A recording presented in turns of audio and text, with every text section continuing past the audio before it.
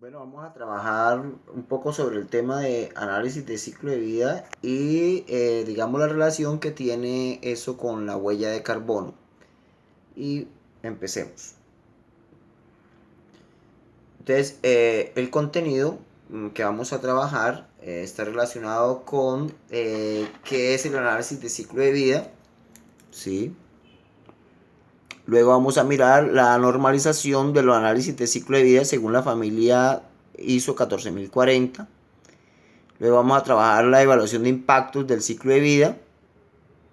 En este punto tendremos que hablar de clasificación, caracterización, qué es la normalización, agrupación y ponderación, cuáles son las metodologías de evaluación de impactos del ciclo de vida, cómo están conformadas las bases de datos de un análisis de ciclo de vida, qué es el formato de datos, cuáles son las bases de datos, cuáles son las herramientas del software para el análisis de ciclo de vida, y hablar un poco sobre la referencia internacional de los datos del ciclo de vida, ¿sí? Entonces vamos a empezar con la primera parte que está relacionado qué es el análisis de ciclo de vida.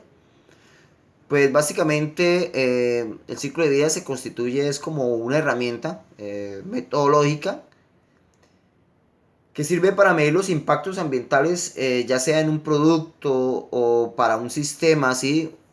¿De acuerdo? En el cual se puede medir desde el momento en que yo adquiero las materias primas hasta su disposición final, ¿sí? Y pues se basa básicamente en que yo pueda recopilar, ¿sí? Unos datos para las entradas y pueda analizarlos en una salida, ¿sí? Digamos que existen dos elementos que se tienen en cuenta en los análisis de ciclo de vida. Entonces, tenemos las entradas, los inputs, y las salidas, los outputs. ¿Listo? Entonces vamos a mirar qué son las entradas. Pues las entradas son los recursos que nosotros estamos utilizando. Entonces, ¿qué recursos podemos utilizar? Materias primas, partes y productos, transportes, electricidad, energía, ¿sí? Que se tienen en cuenta para cada una de las fases del proceso o del sistema. Y las salidas, los outputs, son emisiones que se generan al aire, al agua o al suelo, o también pueden ser residuos y subproductos que se tienen en cuenta en cada uno de los procesos o en todo el sistema. Ahora, lo otro, la manera en la que se recopilan las entradas, ¿sí? Y las salidas se conoce como el inventario de ciclo de vida. Entonces, en esta fase del análisis del ciclo de vida implica la recopilación y cuantificación de las entradas y las salidas del sistema en el ciclo de vida. Y la suma total de entradas y salida, ¿sí? Sienta las bases para un posterior análisis de la evaluación de los efectos que tienen en el ambiente, ¿sí?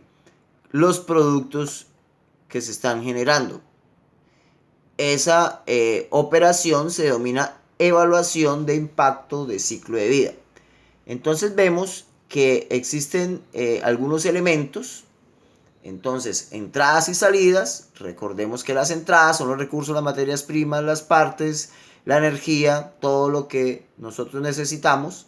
Que las salidas son los impactos al aire, al agua, al suelo, los residuos. Que las entradas las podemos evaluar a través de un inventario, ¿sí?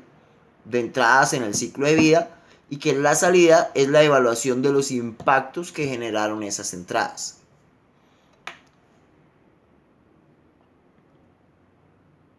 Entonces, aquí podemos ver lo siguiente.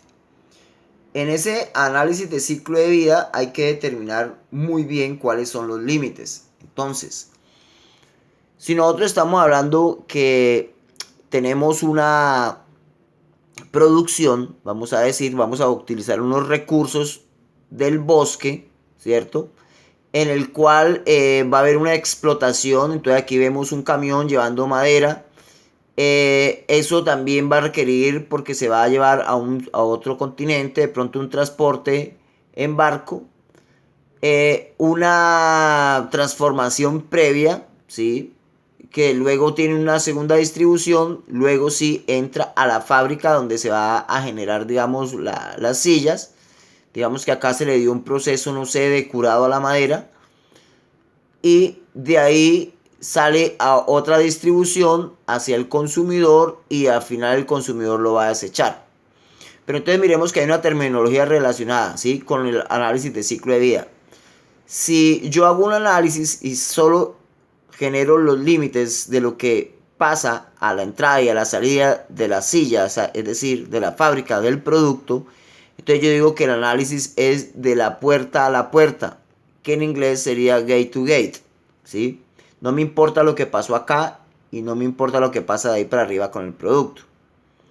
De pronto, de una manera más responsable, podríamos decir que yo quiero saber qué pasa con el producto desde que yo estoy utilizando el recurso, desde que estaba el árbol, los transportes, el proceso previo de transformación, la entrada a la fábrica, y de ahí para arriba no me importa. Entonces se dice que va desde la cuna hasta la puerta, ¿sí? Entonces ahí es gate to gate. Ahora, si el análisis es, digamos, tiene unos límites mayores, mucho más responsables, yo analizaría entonces desde la cuna, o sea, desde el momento en el recurso hasta la fabricación, voy más allá de la puerta, me preocupo de qué pasó con la distribución, con el uso y cuál es el final del producto, cómo, digamos, se le está dando fin a la vida útil. Ahí sería desde la cuna hasta la tumba, ¿sí? Cradle to grave. Y ya si definitivamente yo voy desde el recurso y me interesa saber que si ese, digamos, producto que se generó lo puedo volver a aprovechar y convertirlo de otra manera en nuevo recurso, se dice que voy de la cuna a la cuna, ¿sí? Entonces, entonces existen unos límites, ¿sí? Esto ya sería, el amarillo ya sería el ciclo de vida completa, donde hay reciclaje o reuso. Entonces, ahí es bien completo, ¿sí? Entonces, esos serían los límites. Vamos ahora a trabajar un poco lo que tiene que ver con la normalización. Entonces, existe una normatividad para la ISO, ¿sí? Y dentro de las normativas, el análisis de ciclo de vida hace parte de la familia ISO 14040. Ahora, la 14040 del 2006, que hace parte de la gestión ambiental de la ISO, dicta los principios y los marcos de referencia que hay en el análisis de ciclo de vida. Mientras que la ISO 14044, ¿sí? Que también es de gestión ambiental, en el análisis de ciclo de vida lo que nos muestra son los requisitos y las directrices que se van a tener en cuenta. Entonces, de acuerdo con la estandarización realizada por la ISO, se distinguen básicamente 4 fases que vamos a mostrar aquí en el análisis de ciclo de vida. En esta primera fase, ¿sí? Entonces yo lo que tengo que definir es los objetivos y los alcances, ¿sí? En esta fase se define el objetivo y el uso previsto en el estudio, así como el alcance de acuerdo con los límites del sistema que les estaba mostrando en la diapositiva anterior, cuál sería la unidad funcional y los flujos dentro del ciclo de vida. Aquí también voy a tener en cuenta la calidad exigida de los datos y los parámetros técnicos que se van a tener en cuenta. Esto me permite, una vez he definido esto, hacer el análisis de inventario del ciclo de vida, ¿sí? Aquí se recogen datos correspondientes a las entradas y las salidas de todos los procesos del sistema o del producto que se está generando. Una vez tengo eso, ya puedo generar una evaluación de los impactos del ciclo de vida. Y aquí lo que se había estudiado en las entradas y salidas del inventario es convertido en indicadores potenciales de impactos ambientales, ¿sí? Obviamente hacia el medio ambiente, hacia la salud humana y la disponibilidad del recurso. Y como pueden ver, estos pasos se retroalimentan, pero siempre cada uno de los pasos, ¿sí? Tanto la definición de alcances y objetivos como el inventario, como la evaluación de los impactos, requiere que cada fase tenga un análisis de interpretación, ¿sí? Pues de acuerdo al objetivo, el alcance es, digamos, que se han marcado inicialmente. En esta fase se realiza un análisis de resultados y conclusiones. Entonces aquí vemos el esquema del análisis de ciclo de vida según la ISO 14040.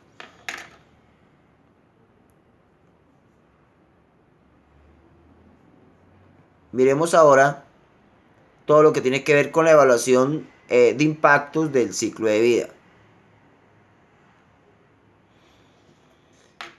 Entonces, ya hablando de la evaluación de impactos del ciclo de vida, en esta fase está dirigida a conocer cuál es la magnitud y el significado del impacto ambiental, ¿sí? En el sistema. Aquí se emplea un método para transformar los datos que se cogieron en el inventario del ciclo de vida en un resultado de carácter ambiental. Entonces, esta evaluación de impacto requiere de, digamos, dos etapas. Están unas etapas obligatorias y hay unas etapas operativas. Entonces, dentro de las etapas operatorias que tenemos, asignación de categorías de impacto, indicadores de categoría y modelos de caracterización, que ya les explico qué es. Luego de cumplir con esta fase, entramos a lo que es la asignación de resultados del inventario del ciclo de vida, o sea, es decir, la clasificación de las categorías de impacto, y luego sí, el cálculo de resultados, que son los indicadores de categoría, y a eso se le llama caracterización. Ya con estos datos podemos generar un indicador de categoría, es decir, podemos hacer la evaluación de impactos ambientales, y luego ya podemos generar una cuantificación de esos resultados de categoría respecto a una información de referencia, que para cada país cambia, y eso está dentro de lo que llamamos normalización y la ponderización. Entonces vamos a empezar a hablar sobre la asignación de categorías de impacto, indicadores de categoría y modelos de caracterización dentro de las etapas obligatorias. Entonces vamos a dar clic aquí y vamos a mirar esto. Entonces, vamos a mirar que tenemos allí, digamos, unas intervenciones ambientales, tenemos unas categorías de impacto y tenemos unas categorías de daño, ¿sí? Esperen un momento que esto se bajó.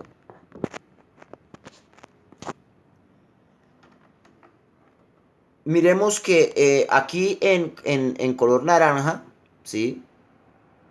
Tenemos nosotros las intervenciones ambientales. Entonces, por ejemplo, extracción de materias primas del bosque, es una intervención ambiental. Emisiones que suceden al agua, al suelo y al aire.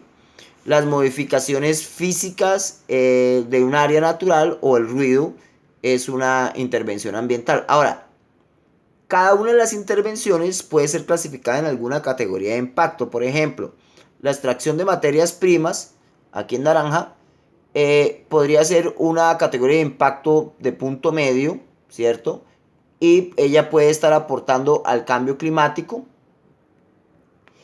Emisiones al agua, al suelo y al aire, entonces es una categoría de impacto que aporta de pronto a lo que tiene que ver con el uso del suelo, el uso del agua, formación de ozono fotoquímico, ¿sí? Modificaciones físicas de áreas naturales puede generar un desgaste en los recursos o efectos de toxicidad como eutrofización, acidificación, y el ruido puede estar, por ejemplo, generando pérdida en la biodiversidad. Ahora, cada categoría de impacto puede generar un daño. Entonces, por ejemplo, el cambio climático puede dañar los recursos y puede dañar la calidad de los ecosistemas. El agua contaminada afecta a la salud humana y también desgasta el recurso. Entonces, fíjese cómo yo, a partir de intervenciones ambientales, las clasifico dentro de dos tipos de categorías, de punto medio o de punto final. Donde las de punto medio me habla de la categoría de impacto y En las de punto final me está hablando es del daño ambiental. Entonces, esa es la primera parte y eso es lo que nosotros hacemos entonces cuando asignamos categorías de impacto a un indicador. Muy bien, ahora vamos a mirar qué es lo que sucede con la asignación de los resultados del análisis de ciclo de vida.